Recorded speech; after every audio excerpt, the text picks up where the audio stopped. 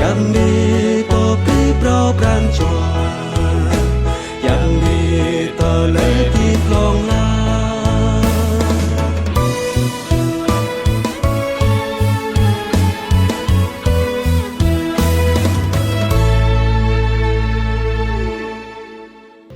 Khoa dân đồ hàng gì vậy?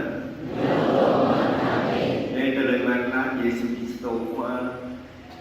Tôi ơi do hàng của mình nhận. Tôi làm đôi chút mà mong lòng và lưu bán chung này và lưu ngầm. Khi ấy Đức Giêsu ngước mắt lên trời và cầu nguyện rằng: Lạy Cha, con muốn rằng con ở đâu thì những người Cha đã ban cho con cũng ở đó với con, để họ chiêm ngưỡng vinh quang của con, vinh quang mà Cha đã ban cho con, vì Cha đã yêu thương con trước khi thế gian được tạo thành. Lạy Cha là đấng công chính, thế gian đã không biết Cha, nhưng con đã biết Cha, và những người này đã biết là chính Cha đã sai con. Con đã cho họ biết danh Cha và sẽ còn cho họ biết nữa, để tình Cha đã yêu thương con ở trong họ và con cũng ở trong họ nữa. Anun nhập khoa và đầy giá. Vì bằng mình tạo một rồng. Lâm anun Giêsu khoa gác tí và vật long hàng giàu lá. Ama kau kian ke minggu di gereja kau, apa kau tu menyuruh bayangan mentong kau, kian ke minggu yang dari Tuhan kau, dari Tuhan di gereja kau, ya di hati kau, lalu kerja puji demi Allah.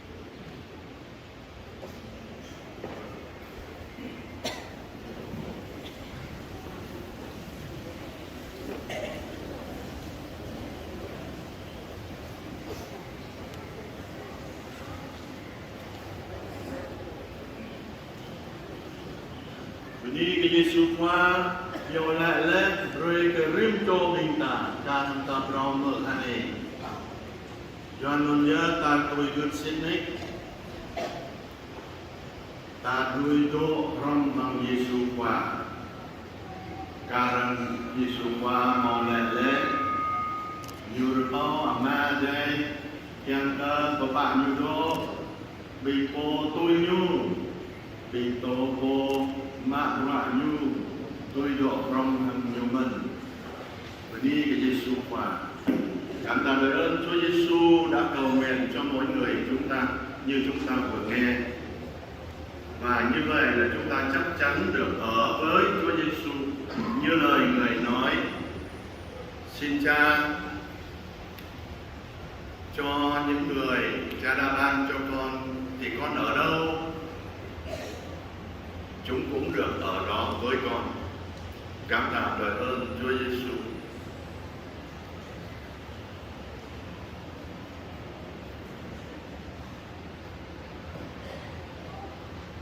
Rồi đây con mau trả lời penyakit ang minta abiban o bunyi kebitan full minta. Jaga kau sa renung rom sa anih rom ang mergom ơi Petro Nguyễn Đức Mậu do nên nhớ nó ane nhiều gì bình thà bình ta lần nhiều gạo lần nặng này nó đang có biang ở đó là tuân trun nhiều trun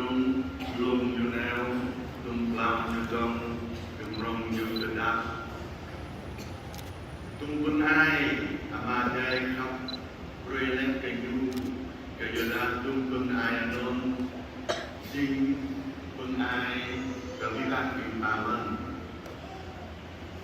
mà chạy doa tung bưng ai nhiều rơi lên cơ ơi mau chân cơ rơi mình chân bật rung mình rơi cơ bình đẳng.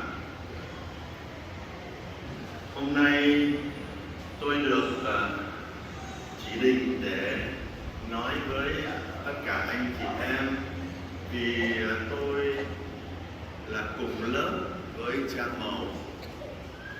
Cha Mầu thua tôi 1 tuổi.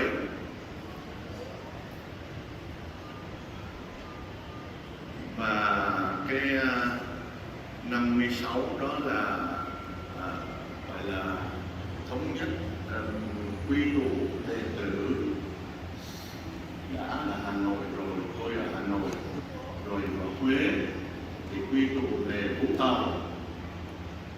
Thì cái năm 16 đó là cha Mầu và cha Thành Tâm, mấy anh em khác nữa, nhưng mà nói 2 anh em thôi, là quy tụ lại cùng với nhau ở đệ tử Vũng Tàu. Cha Mầu là người Kon Tum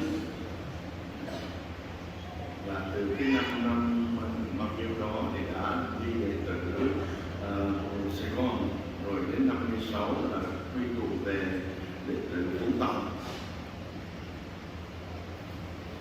Như tôi nói với anh chị em trai thì bây giờ chúng ta muốn nhớ lại tất cả những con đường mà cha Mầu đã đi, nhớ lại những ơn của cha Mầu đã được, vì những ơn ấy Chúa ban cho cha Mầu để cha Mầu lại chuyển lại cho anh chị em Israel. Năm 1969 thì từ tháng 8 chúng tôi đã đến đất Sarai này.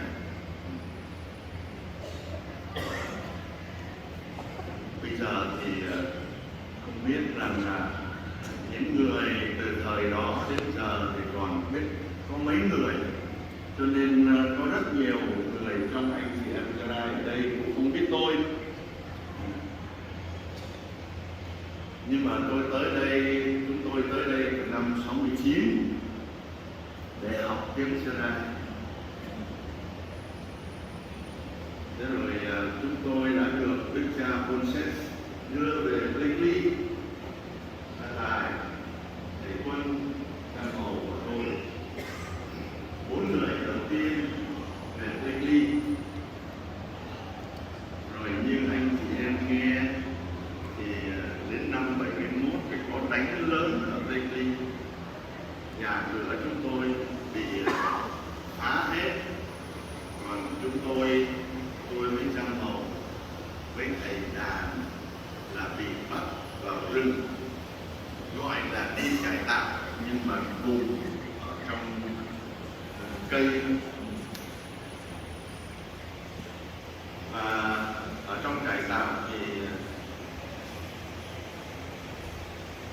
cha Mầu bị số đất ác tính trước tôi, thầy Đàn cũng bị số đất ác tính vì thầy nhiều tuổi hơn, cho nên thầy đã qua đời trong tù, trong trại cải tạo. Nó không có thuốc đâu.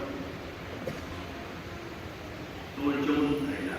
Lúc đó thì cha Mầu đang bị số đất nặng, hầu như không biết gì hết nữa.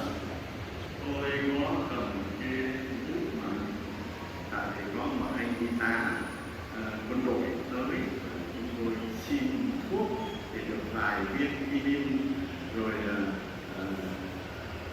tôi lấy cái bút của anh ta và lấy cái sổ của anh ta bảo bây giờ Mầu, bây giờ anh đau làm sao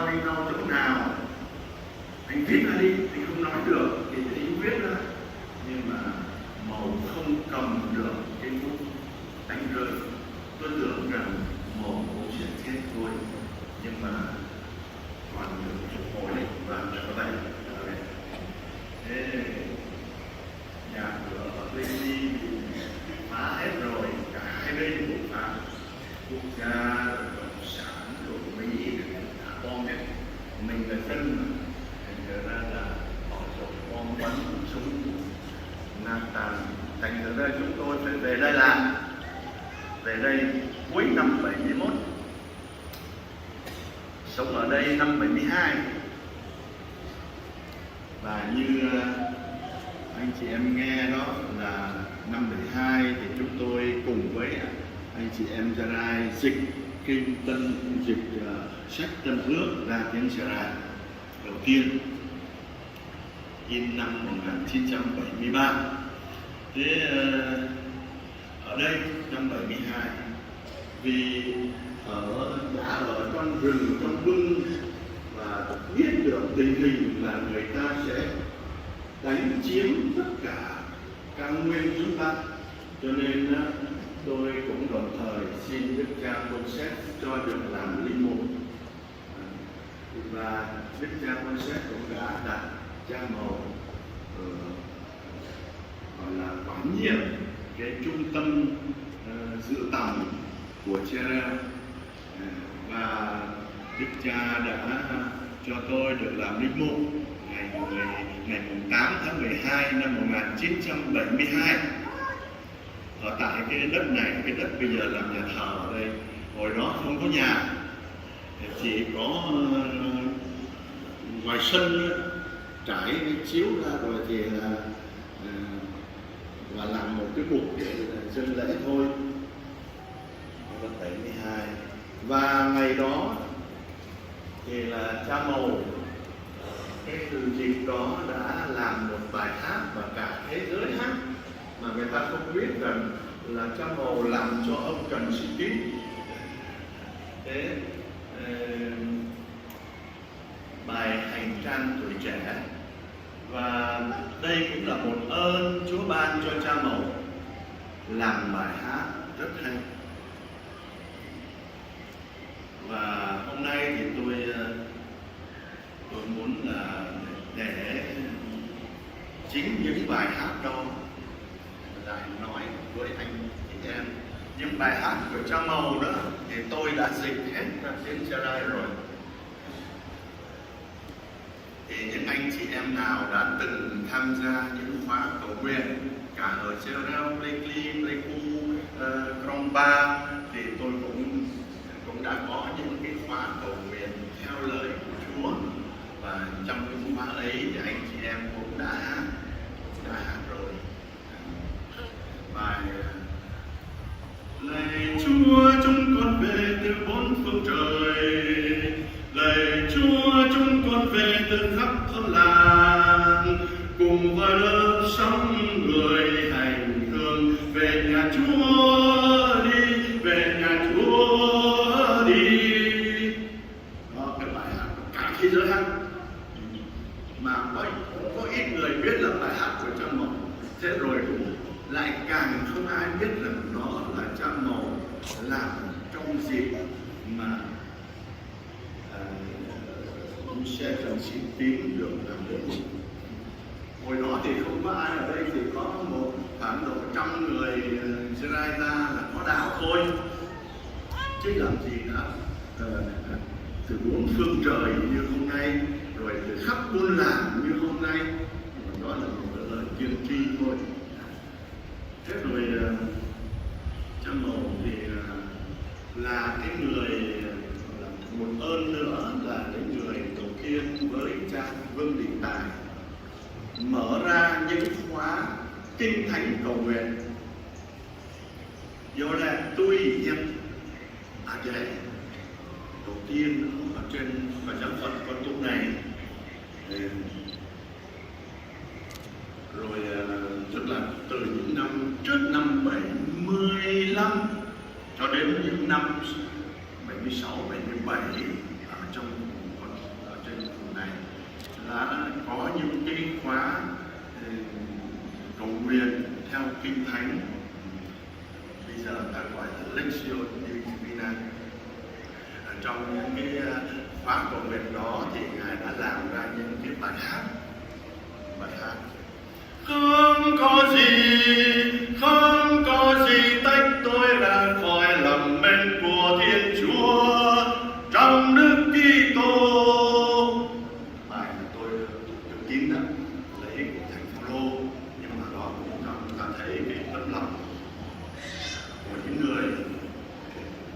như Cha Mầu mở ra những pháp của mình để cho tất cả mọi người đều thấm thía là chúng ta được yêu mến. Ta ơn Cha, Alleluia. Ta ơn Cha, Alleluia. Cha, cái hồi đó cái vấn đề mà Thiên Chúa là Cha là quan trọng. Chúng tôi là những con người được trở lại với Cha. Vì trước đó thì chúng tôi chỉ nói Chúa mà chả biết Chúa nào. Còn biết rằng Chúa Giêsu đã cho chúng ta được làm con của Cha. Trước đó thì cái thời học viện là Cha Phaolô cũng đã có những cái bài hát trong nhóm Alleluia cùng với Thành Tâm. Thành Tâm cũng là cùng lớp với tôi, cũng được ở trong cùng lớp Thành Tâm với Đức Mẫu. Đã có một lần người sinh ra đời trần thế, đã có một lần người sinh ra trong khó nghèo, đã có một lần người xuống thế thân làm người. Dạ rồi quên, không nhớ hết, nhưng mà đó là bài hát của Cha Mầu.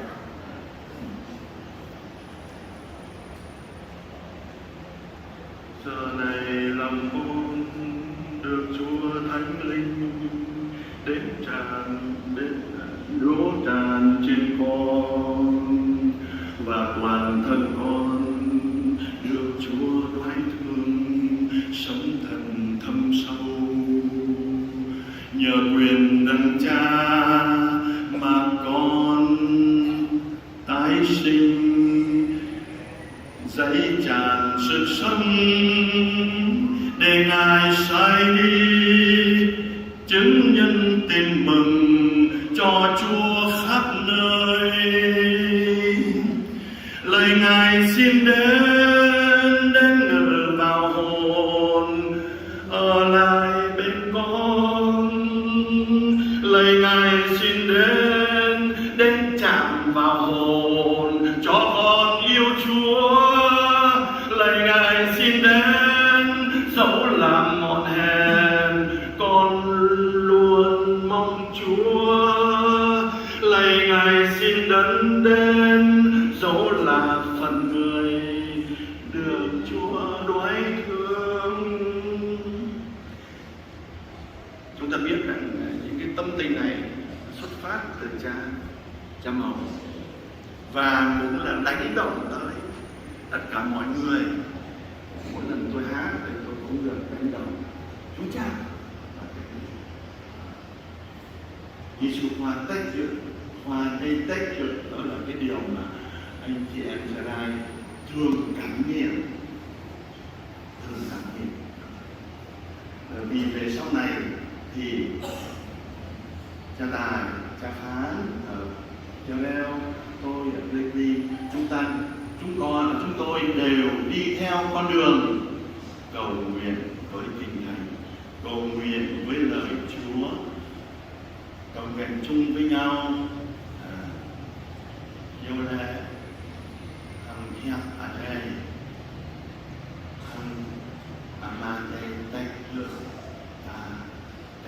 anh cho ta, rồi là thảo mơn ta sinh là để nhá mong mà nhắn ta đúng mà ta hành bạc mà để ăn khắp và ta non nhất từ lời mà hát cho mình ta. Người Chúa Thánh xin Ngài mau đến với chúng con. Lạy Chúa Thánh Thần, xin Ngài mau đến với chúng con. Lạy Chúa Thánh Thần, xin Ngài mau đến trong hồn con, đến trong tim con, đến trong đời con. biban bincang ta mun chua dây ray ham ta do amang ta do mang tu lahit bin ta. Cái điều này là anh chị em, tất cả anh chị em đều cảm nghiệm được thần khí của Chúa đến ở trong lòng, ở trong con người, ở trong đời của chúng ta. Và nói như Đức Thánh Cha Francisco, thần khí Chúa chủ đạo trong trọn kiếp sống của chúng ta. Chúa này gầm tengah among Trinjan Praja hàng New York Opoto mereka beda yang mana bata terus ditelisik ni kecuali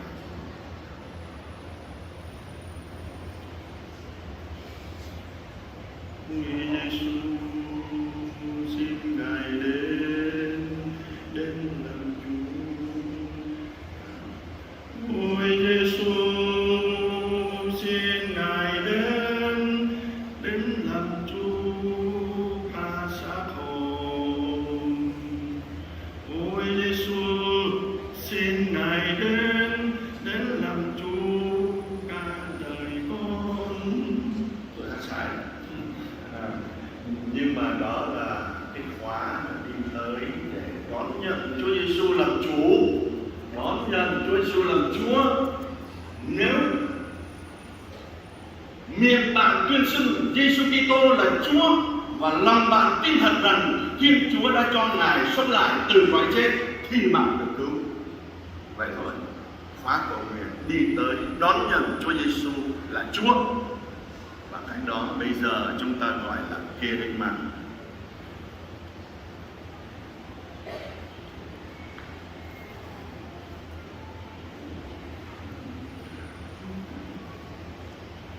Như người mù ngồi bên vệ đường, xin Chúa dù thương cho con được thấy. Như người què ngồi bên vệ đường, xin Chúa dù thương cho con bước đi. Chỉ nhờ Chúa chúng ta mới thấy được, chỉ nhờ Chúa chúng ta mới đứng lên mà đi được. Không có thì chúng ta là như người mù, như người què. Càng sẽ lại ta là từng niệm khi bạn bình là linh từng niệm ta đã mau Giêsu hoàn lại với cái tình trạng. Ta lời luôn ơi pin ơi mau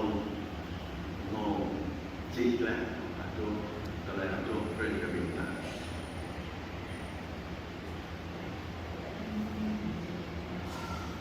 Trên con đường đời, Chúa ơi, trên con đường đời, người dẫn con đi.